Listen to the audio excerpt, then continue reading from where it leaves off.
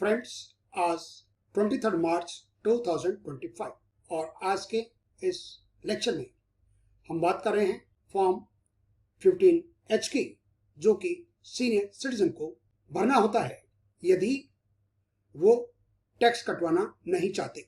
Financial year 2025-26 जो कि शुरू होता है 1 अप्रैल 2025 से।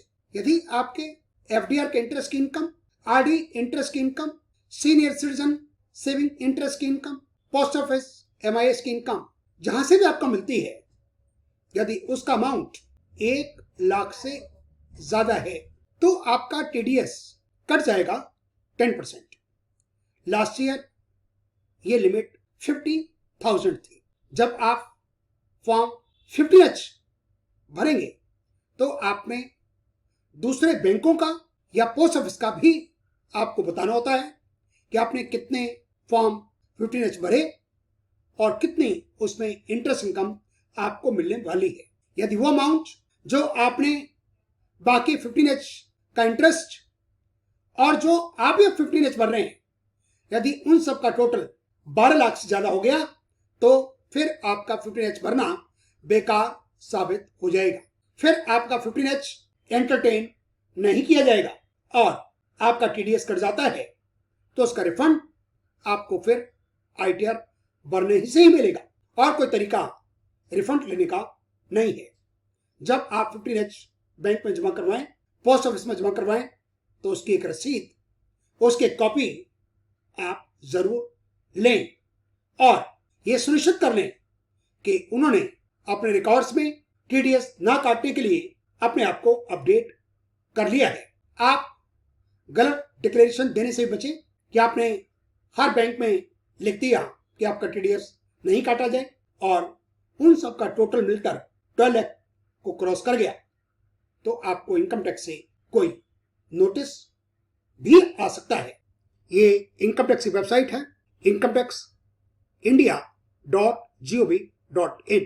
टैक्स लॉज और रूल्स के अंडर इनकम टैक्स फॉर्म्स, और यहां से मिलेगा आपको 15H PDF।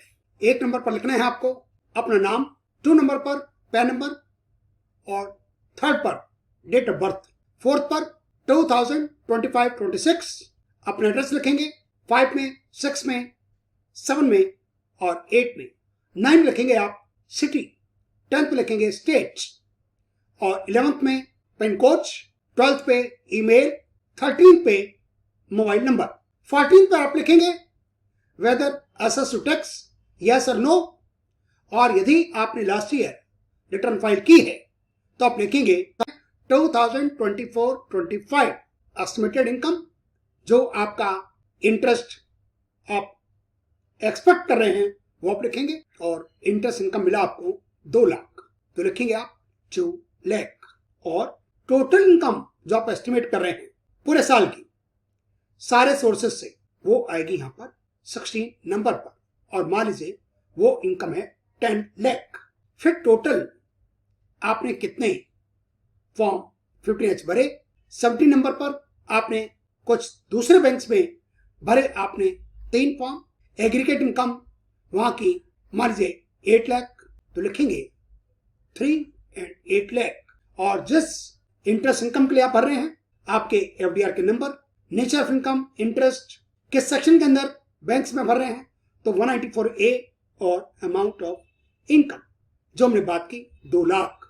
यहां आपको सिग्नेचर कर रहे हैं, नाम previous year ending on 31 March 26, yes 31 March 2026, assessment year 2026-27 signature करेंगे, प्लेस लिखेंगे और लिखेंगे डेट।